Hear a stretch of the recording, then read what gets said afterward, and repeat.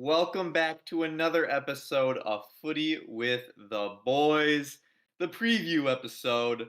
Here with Nick in the cheeky Fiorentina kit. How we doing, Nick? Doing great. Get ready for Christmas. Watching Home Alone tonight. Looking forward to it.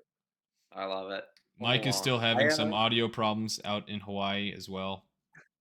Yes, Mike has been demoted. Palmer, now you get asked how you're doing. How are you doing today, Palmer? I'm just high on life. I got chewed out by some firemen this morning on my way to work because I guess there was a fire on the fucking road that I was driving on, and they didn't like block off the road yet, so they had to turn me around and yell at me. It was great. It was a fun Like, time. I think that's an understandable reason for them to be yelling at. I don't know if I would categorize it as being chewed Well, I mean, out. like the fire was. I didn't know what was going on, and it was pitch black. It's 6 a.m. So I'm So just the fire driving. didn't clue you into anything? Like, The fire was out. They were just like wait, still what's going there. on? Why is there Say, a whoa, fire? whoa. They You were you they mean were I can't just they drive were through still that? there. Huh? They didn't have anyone directing traffic. They'd been there like a day and a Because half they're putting out apparently. a fire. They'd been there a day and a half. They can't figure it out. Get someone to They're like, fucking no way a dumbass is gonna drive through this fire. It was on On the his way to work, like, fucking it's not like it was in the here we middle of the go. road. Was this some Mad Max shit? He said, I don't see any stop sign. I'm going. Fuck you guys. I You know what? didn't That is the deserve to get last chewed time out. I asked how you are doing, Palmer. I'm just gonna mute you. It's gonna be a Nick only podcast. Yeah. Fans may like that. Fans may go for another Nico only podcast after his emergency pod the other week. Nope.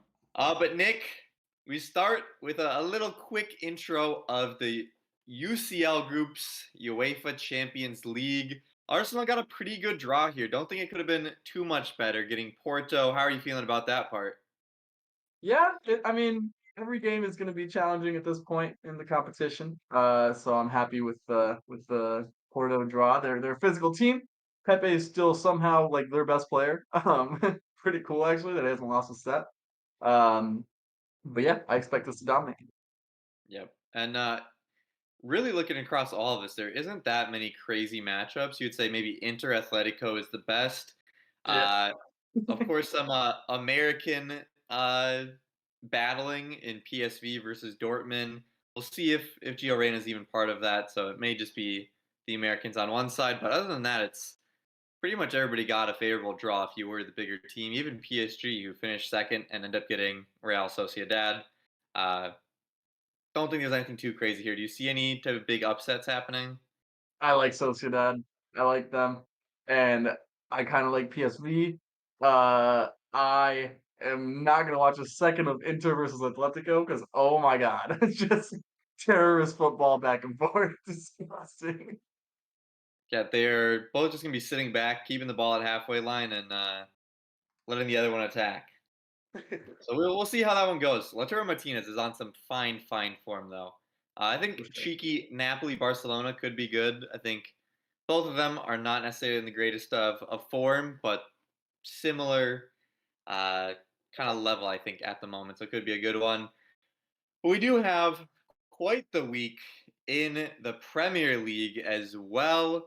And it starts with none other than the battle for the top of the table. It is your mighty Arsenal versus the mighty Liverpool, who have been going back and forth at the top of the league here. This will decide it in this Christmas bout. Nick, take us away from the Arsenal perspective of what this game means. Obviously, there's still a lot of games to go, but this is a bit of a statement game, I would say, and obviously would put you at the top of the table by a decent margin there. Yeah, this was the game last year. The at Anfield, we were we I think 5 points clear going into that game with City. And it felt like it was like the last really big test. Obviously, we choked the Newcastle game and a couple of other poor results at the end there. But this was a game that like Liverpool were able to come back on us. It was a draw after a really good start, and it kind of fucked us a little bit. Um, I'm just gonna say it. Anfield's on fraud watch, bro. I don't fucking respect Anfield at all. The bold take. They were silent last week for another big game. I don't. Ugh. I don't believe in them at all. I think that when they see their team playing poor, they're it's like what's that called? Where you're front leading from the front. What's that? Fuck, I don't know. Fairweather Uh, fans? what's that? Fairweather fans? Sure, yeah, that's another word for it. Fair weather fans, like when it's going good, they're great. They're yelling, they're singing, all the shit. But when it's going bad, they turtle up into their shells. So um, I like our chances to win. I think I'm gonna see a big game from Martin Odegaard for this one. Hoping to see another Martinelli goal. He should be able to get in behind that defense. And Saka versus Salah, heritage. Maybe the next up of the king of right wingers in the Premier League. Maybe this can be a kind of torch passing game. Although Salah obviously is still very elite. So it's a big game for Arsenal at Anfield. I feel pretty comfortable that we don't lose. They've been playing well at the start of the season. I haven't seen them playing that well lately. And Arsenal, despite not finishing, has been playing some really good soccer these past couple of weeks. My man Kai Havertz to keep it going with some exceptional form. Same with Declan Rice, who's going to hog shit on that midfield, which is really where this game is going to be won for Arsenal. Uh, Declan Rice versus Endo. Oh boy, I think we're in that one, and I think it's gonna like be indicative of the whole game. I like Arsenal to win this game here. Yep. And from the Liverpool perspective, you got to be thinking you are at home. That atmosphere, if it is not buzzing for this game, I don't know what will make it buzz. It's right around the holiday time. It's the biggest game that we've had so far this season, 1v2 for the top of the table going into Christmas. And it's two teams that are on some very fine form. If you look at those last 5 games, both teams a lot of wins in that. Liverpool has not lost in the last 5. Obviously, Arsenal lost, but every other game is a win that for them. They've been going back and forth for that top of the table. But if you do look at it, just like you said, from a Liverpool versus Arsenal player by player, Arsenal has that midfield with a huge advantage there. Defensively, I mean, I think they're just about even. They both have some pretty good players. I'd maybe give Liverpool that nod. Goalkeepers, you got to give it to Liverpool. And attack, Arsenal, Liverpool, I would say are about even with 2 star wingers. I think Salah is a crazy player, but so is Saka, and I think the rest with Martinelli and say Jesus uh, versus Nunez and Diaz or Jota will end up kind of evening out there. So it comes down to that midfield, I think, is huge. And obviously, Arsenal is going to have that advantage. I think if you're Liverpool, you want to play just absolute cocaine football. Just get it to the wings, sprint as much as you can, get Arsenal disheveled, unorganized, get them out of the systems that they're going to be tactically put in by Mikel Arteta, and get Salah the ball as much as you possibly can and just have him run at defenders. It's what he's done so well this season, why they're so successful. Uh, I think it comes down to Liverpool being defensively stout here. And if Arsenal have a day like they've been having in certain games against lower opposition where they're not finishing, I think this could be Liverpool's day. But I do think Liverpool, even at home, come into this one as a slight underdog in my eyes. If you're Liverpool, it's a must win for you. Like at Anfield, this is a game with two teams that are going to be right in it till the end. Everyone thinks Huge so. game. There's a lot of pressure on them, and Yeah. I kind of like that spot for Arsenal. Well, this is honestly a huge game for both Arsenal and Liverpool, but it's also a huge game looking down the table at Manchester City. Obviously, Aston Villa as well. They're tied on points with Liverpool, but Manchester City at 34, they pick up a win this week, and these two teams maybe draw or one of them lose. They are right back in there at that race of top 3, top 2, right next to an Arsenal or a Liverpool after this game. So it's a huge game for a lot of these teams at the top of the table. It will have some big implications here, although obviously just one game. It has about as much importance as one game can have. But with that, we move to another game that has just as much importance to some people, and it is Tottenham versus Everton, the other side of the Merseyside derby. Everton is on the form of the season. They are on some crazy, crazy form. Just lost today in the FA Cup to Fulham. And honestly, Nick, I think that is a very good thing for Everton. I think if they were riding the high, winning everything, maybe they're like just riding that high, not focusing as much into this game, but having that little bit of reality set in where they lose a game and they can really focus up for this Tottenham game. With a Tottenham team that's losing or missing a lot of players and not in the finest form, I think Everton has a really good opportunity to get points this game, if not a win here. Take the take the Spurs perspective here. What are they thinking of this game, and how are you approaching this if you're Ange? If you're Ange, it's a must win. It's a must win for against an Everton team that is in really good form, but also does not have anywhere near the quality that you have, even with your injuries. Specifically, like we say it every game, but Son is the great equalizer when it comes to Tottenham. He just will. He always seems to give them an edge. So it's a must win. You have to try to play your ball. I like Everton. I like Everton, bro. They're gonna play that counter-attacking ball. They're not gonna have as much possession as Spurs are. Hopefully Onana again and Garner are that midfield. They're gonna be able to block up the front or the middle of the pitch pretty well. And then it just comes down to who's playing up top and are these wingers gonna be able to have the joy that they have. Do you know if Mikolenko played today? I do not. I can do Because he a wasn't quick. there last weekend, so McNeil had to play like left back, right? So uh hopefully Mikolenko, I heard it was like a small injury, so hopefully he's ready to go for today or for this weekend. Because they will Mikolenko need did not play today. okay, so hopefully they were saving him for the weekend. Because they will need their full strength back forward to be able to give up a lot of possession to the Spurs, which is likely what they're gonna have to do. So if you're Spurs, you just got to make it count, and then don't get reckless. They're known to be getting all these red cards in that midfield and transitions. If you can avoid that, you can come away with a win. But again, probably the informed team in the league right now, not an easy task. Yep, and I think this is honestly a huge matchup, not necessarily player wise, but system wise. So the managers are kind of the key points here. Ange is super attacking, gets his number 8 sprinting into the box. Everybody's forward, and that leaves them susceptible to the counterattack. Everton is the exact opposite. It is sit back, defend. You don't need to have possession, but once you get that ball, spring out, take numbers, get that counterattack, cross it in, see if you can get a goal, and continue sitting back. So it's going to be that high pressure versus that low block by Everton, and it's going to come down to can Tottenham break down that low block of Everton that Sean Dyche has put in so well, or is it going to be Everton who can get that chance off Tottenham's high press to get that goal to put them ahead? I think if Everton get a goal before Tottenham get a goal, I think it's going to be wraps for Tottenham. I think Everton can sit back way too well with Dyche's system, but I do think if Tottenham get that early goal, it may get to be a multi-goal game for the Spurs, with Everton having to open up quite a bit there to get back into this one. We do move forward to another game that I think is pretty interesting here off of the Chelsea availability of Nkunku coming out. It is Chelsea versus Wolves.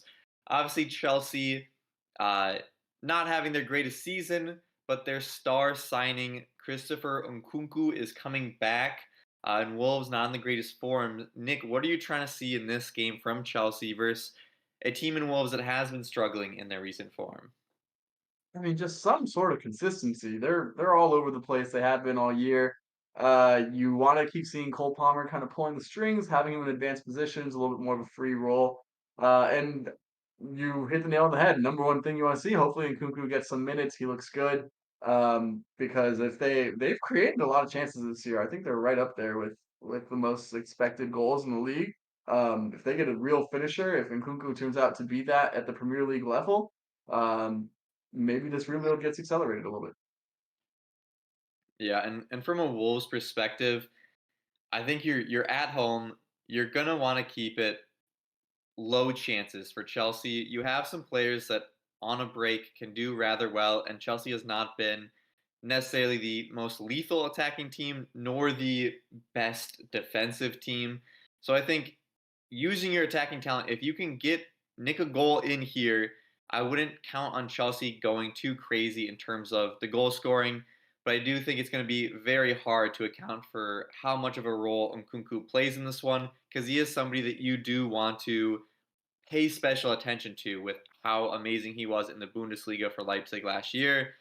So not a team that necessarily I think Wolves can't beat, but I do think it's going to be hard with Nkunku coming in and some of that confidence that the squad might get just from a player like him coming in. But Palmer, I want to get your opinion on this one. What do you think? Wolves, Chelsea, who gets the W here? Wolves, best team in the league, best logo in the league. It's just an easy win. I don't know. Bet the house. They're very analytical. I like that. That's really getting into the tactics, really the Well, when back you and forth. when you know the roster and the play style of a team so well, like I do, it's it's hard to express it in a way that other people can understand. You rat Right. bastard. Just putting it in layman's term for all of us football simpletons out here. No, just trust me on this one. Bet the house. Bet the house. Do not bet the house if you want to continue having said house. But But honestly, it is Chelsea Wolves. You should not bet on either of these teams in just about any game. That is betting advice you can take to the bank. Another two games that you really should not bet on. It is Manchester United and West Ham. This is the battle for seventh. Manchester United has not looked their greatest this entire season, but now some of those results are starting to slip. Obviously, get the draw versus Liverpool, but not necessarily showing any type of promising play in that one. And before that, it was getting dropped out of the Champions League in a 3-0 loss to Bournemouth. Nick, is Eric Ten Hag's style of just kind of playing with the players he wants, with Maguire, Johnny Evans, and playing ugly football, starting to show its real form here? Or do you think they get a result here like they had been previously with those 1-0s that kind of came last minute? Yeah, it's so annoying. He swears to God every single time that he's like front foot, that they want to create chances, that they're attacking. That's just not how they play at all. Like they do nothing. They get it out to their winger, and then the winger passes it back, and eventually there's a turnover. And then Scotty McTominay like bombs forward from deep because no one's marking him. When you play him as a 10, he can't do shit. So he's not exactly a creative player. But yeah, I don't know. It's a West Ham team that is super inconsistent, but with real quality in that front three, and Paqueta, Kudus, and of course Jared Bowen. So they definitely have what's needed to hurt a Man United team. I don't know if you can trust them, but I mean, how can you trust Man U? Yep. I think it for Manchester United, I think it comes down to the mentality you take into this game. For Liverpool, you go in and you know that if you're not defensively sound and very defensively playing, you are going to get battered. It's just the way your roster is made up right now with all the injuries, but also just the way you've been playing. With a game like this, I think it's almost more dangerous in a sense, and I know it sounds pretty stupid compared to Liverpool, but I think West Ham gives you the confidence that hey, we are Manchester United. We should not be sitting back and playing defensive against West Ham. And I think West Ham are the type of team that when a Manchester United in the form they have been in open up, West Ham has the quality to break that down, and Manchester United has not been necessarily showing any type of great attacking prowess to take advantage of teams around this level. I think Manchester United can open up against the lower sided teams and get their 1-0s, get their 2-0s, and sneak out wins. But a team like this is right in that middle. I think it's a sweet spot for hurting Manchester United. And I think West Ham probably pull out a result here.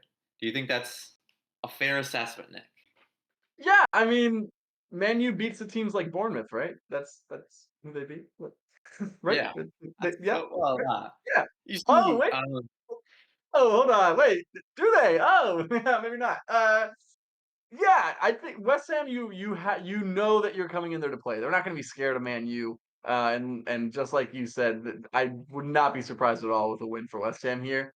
I don't know. I keep cheering for like Man U getting results, so Ten Hag sticks around, and then just a pure smile on my face whenever they lose. So I'd be pretty happy either way. yeah.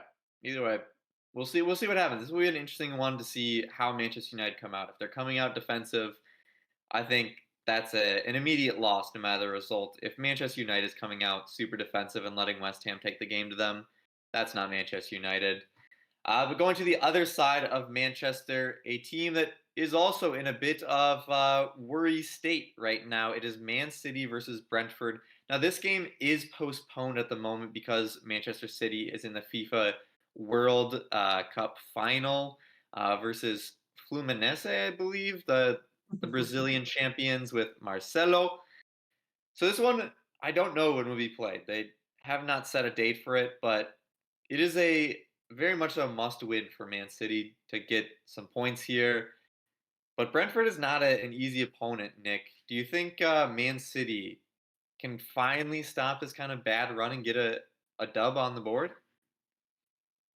Hey, last week was a must-win, I felt like, against Crystal Palace, and I came in, I was like, all right, they're gonna stop the skid. This team doesn't have the quality needed. Look what happened. I mean, you would expect them to win, but there's a lot wrong over there right now, and Thomas Frank is no dummy. You guys know how I feel about him. So it's at the Etihad, which I don't know if is good or bad for Man City. But you know, I you gotta pick Man City to win the game. Again, I long may this slide continue because if they keep digging themselves a hole, you can't. They can't just keep doing it. They can't just keep turning the switch on whenever it matters to then come back and win a league. Um, I think their luck might be starting to run out, and if we don't get 3 points here, and honestly, a convincing 3 points, oh, my confidence continues to grow as an Arsenal fan. Yep. And I think with this one, with Arsenal and Liverpool playing each other, you really need to take advantage of these 3 points because it's a week that could see points dropped by the two people that are really your main rivals for that title. So I think if you drop points here, you are unserious about getting back into that title race at the moment, and you really need to be switching things mightily around there. But obviously, that one postponed. Don't know the date, so we'll see when that one actually ends up happening. But now we go into the Premier League roundup with all the other teams. We start with Palace Brighton. Nick, one sentence to describe what to look for in this one.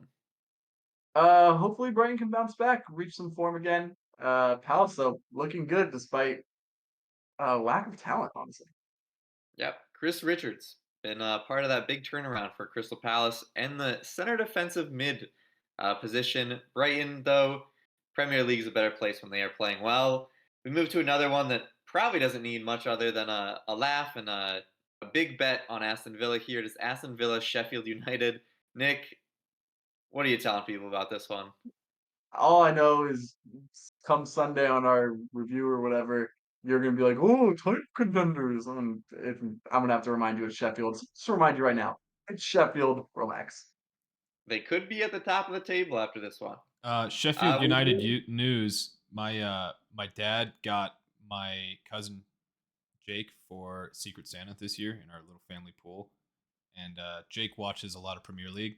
So my dad asked what was the worst team in the Prem that he could get him a jersey for, and I told him Sheffield. So Jake, Merry Christmas if you're watching this. I hope you enjoy your jersey. yeah, he was going to be a great fan once they're in the championship and He go got him back to like their a work. really shitty looking jersey too. Like it was. No. Sounds like a wonderful secret Santa going on over there in the Cleaver house. Yep. But he could have also gotten a Luton jersey because they are also ass. And they will be playing against Newcastle this weekend. Obviously, Newcastle kind of need a win. They have been needing some ups after a lot of downs here. Nick, you think they get it here? Yeah. Come on. Yeah, who knows? My one sentence is "fuck you, Bruno Guimaraes." That dude's such a pussy. God. Yeah, Newcastle play a brand of football that not many people like. They did end up losing after having a 1-0 win for basically the entire game versus Chelsea today. Uh, so, sucks to suck. Kieran Trippier is quite possibly betting against Newcastle the way he's been performing in recent games. And his penalty today was like a mile and a half, not over, but wide of the net. It is wild that a professional player is putting it like 30 feet wide. That is something to watch out for. Potentially a Tonali type thing going on there. But we move to a team that is in some great form. It is Fulham versus a team that has also been ass. Burnley. Nick, do you see Fulham getting back to their big scoring ways here against Burnley? Yeah, Anthony Robinson hat trick. That is honestly not that crazy. He is like playing winger for this team half the time. He is getting into the attacks. Had a great game today. I'll get into that in the U.S. men's national team corner. But before we do that, we have one last game. It is Nottingham Forest and Matt Turner versus Tyler Adams, Bournemouth. Cherries are on fire, but Nottingham Forest have the interim manager buff. They've fired Steve Cooper. They Thank are God. rumored to be bringing in Nuno Espirito Santos. So we'll see if he's in there in time for this one. But new manager buff, is it enough for Forest here? Yes, 100%. Bournemouth cannot be taken seriously. The Muna manager bounce always fucking works. I'm pretty sure Mike picked Bournemouth as his lock, and I was just laughing to myself as I read that text. So I feel this might be the game I feel most strongly about that Nottingham is going to win this game. Wow. You know what? Wow. I'm good with that. If Matt Turner can get a little bit momentum behind his starts, that'd be great. But that is our wrap for the Premier League this week. Pretty quick U.S. men's national team corner here. Gio Reyna got into Borussia Dortmund's game today. Almost had the winner, but he was offsides. That happened in the 90th minute. Could have gotten the winner in what could be his last game for Dortmund. This is their last game before the winter break. Obviously, Germany takes a 2 week break here during this holiday time, and that January window will be opened up. So we could see Gio Reyna on the move before he plays another game in the black and yellow. Like we've kind of mentioned a little bit, Anthony Robinson sinks Everton, crossed one in that was put in for an own goal for Everton. Uh, just an insane left back. Honestly, don't know how long he's going to be staying at Fulham if he's putting these performances in, week out. He has been like Fulham's best player, and that's it. Like that's just a weird thing to say from a left back. And then, like we kind of said, it is Dortmund versus PSV in the UCL knockouts. So both of our American based teams, or our teams with Americans, are going to be facing off. So we're guaranteed to have one more move forward in the knockouts. Would very much so like that to be PSV, just as they have three Americans, and Dortmund has one and maybe zero by the time they're playing. But now the locks of the week. Nick previewed Mike's, and it's already on the screen there. Nick, do you want to announce what Mike is doing and his score line for Bournemouth and Nottingham Forest? Yeah, he's going with the cherries. I think it's just a tough word to call, and that's why he went with it. But again, maybe the craziest text we've ever received while doing these lock of the weeks, because 2-1 is what he's saying Bournemouth is going to do to Nottingham. Good luck to you, Tracy. All right, honestly, if Nottingham Forest get the first goal in this game, I could definitely see it going 2-1 to Bournemouth. But we'll see how that one ends up going. Nottingham Forest cannot hold the lead to save their life. But maybe Matty Turner can turn a turn a corner with them here. Uh,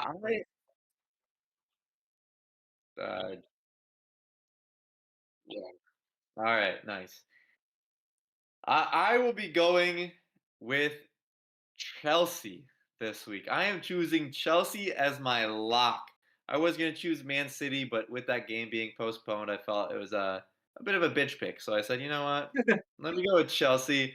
First time I picked Chelsea this year. Christopher Nkunku is back, and I'm back with them. 2-1 over Wolves. I think they can Ooh. pounce on Wolves in their bad form. And Nick, to Ooh. close us out, you have a banger of a lock here. What was your selection? Listen, I'm riding with the boys. Honestly, I kind of want to pick Nottingham and just go against Mike, but I'm riding with the boys. You know me, Gunner through and through. Give me Arsenal 3, Liverpool 2. An announcement, a statement game at Anfield. We get the win, and we're on our way to the title. Nice. I do see that shows 3-1, and Nick is saying 3-2. Oh, my But bad. maybe Mine tell says me 3-2. Yeah, my maybe bad. the little extra confidence in Arsenal there, based off of producer P there. And speaking of confidence from producer P, there is no confidence in a good question coming out of him. But God damn it, there will be a question. Fuck It you. is time for our one question with producer P. Palmer, you've already told us about driving your truck through a fire. What do you have for us? I actually came up with some good ones. I sat down and really thought of a couple. So I think I'll use one of the not good ones I have. Uh, Good, good. who? Thank God. Yeah. So, boys, PEDs are a big problem in the world of sports. A lot of dudes on steroids, a lot of dudes, taking stuff that they shouldn't. A little bit of Mexican supplements, you could say, right? But there is one. Very good. There is one drug that is just notorious for being the best performance enhancing drug on the face of the planet, and that is cocaine. So I ask you, who do you think of all the players in the Prem is the most likely to be actively on cocaine? All right, I'd like Damn, to if you preface. asked a year ago, Jamie Vardy, 100%. I'd like to preface my answer and just for all the Premier League players watching out there, because I know there's many. Uh, I in no way think that any of you are on cocaine. This is our producer knows nothing. This feels offensive. What, dude? But to They'd answer be the question and give the people what they superheroes. want, it's 1,000,000% Lautaro Martinez. Little short guy who is just going 2-footed into every single fucking tackle and just hyperactive all the time. He is 1,000,000% on some cocaine there. I would say not. Do you mean Lisandro Martinez, the center Oh, back, sorry, or do you mean Lisandro the forward? Martinez. Yeah, Okay, I was gonna say that's not Premier League, nor describing him that well going into tackles. But I was like, hey, Lisandro Martinez. This guy? yep, Yeah. That'd be the that is one. him, the Wow, butcher, wow, the wow. butcher they call him. I'm I could staggered I see spelled that correctly. certainly I could see a lot of Newcastle's team on cocaine. They have some rash tendencies and some real aggression issues that I could definitely see them. I don't know, really all of Who'd them. be who'd be the funniest guy to be on cocaine? Like if it came out in the news tomorrow that Yeah. somebody was on cocaine, Is it Johnny Evans? That'd be pretty funny. Harry Maguire, that would Harry be Maguire? Yeah, that'd be funny. I'm trying to think who's. Oh, I know who it is. No, he'd actually be on cocaine. Craig Cathcart? Is that his name? No, Craig Dawson. Craig Dawson on the Wolves. That'd be hilarious. Oh, dude, look at this guy. Look at this man. Look at his hair now. Yeah, oh, that dude's. Oh no. oh, Nate's field that- with his hair right there. That might be the one. the scariest person on cocaine would have to be Adama Traore, right? Like, it'd be terrifying. Well, that might be the best person to put on cocaine. He is so fast. If you have that heart beating like that, him oiled up in the baby oil they put on him, he would be. Oh my gosh, that's Yeah, that'd a be nuts. that should be a FIFA promo, coked up, and just put all the paste to 99 and see what happens. Who's the slowest guy in the Prem? He should be on cocaine. He gets a fucking Lewis Aaron Dunk. Lewis Dunk Mercier. needs some. Ollie Who is McBurney. the He needs slowest some guy in the cocaine. Prem? I mean, probably somebody on Luton is. Yeah, I hope it's Onana. I hope Onana's on cocaine. That explains a lot. I honestly think he should start cocaine just to say, you know No, what, I have dude. a drug problem. That's why I've been His acting so crazy. his hands are so shaky, dude. I think that's why. He's just taking He's just lines at halftime. honestly the way he's bouncing around to the opposite side of the net when the ball is going to the other one. It would not be the greatest shock that we have seen in the Premier League. But enough talk about cocaine. We've had just as much about the cocaine as we had the U.S. men's national team corner. So we have our priorities straight on this podcast here. But Facts. until next time, are we doing Sunday. one Christmas Eve? Whoa! Programming update. Do we want to do a Christmas Eve? I would have to do it off my laptop, so it'd be interesting, but I could probably make it work. We'll see. We will keep our audience in suspense. But if we do not make a podcast before then, have a Merry Christmas. Merry Christmas. Enjoy your Boxing Day games. Enjoy your football. Enjoy your families. But until next time, whenever that may be, peace. Happy holidays, y'all. Happy holidays.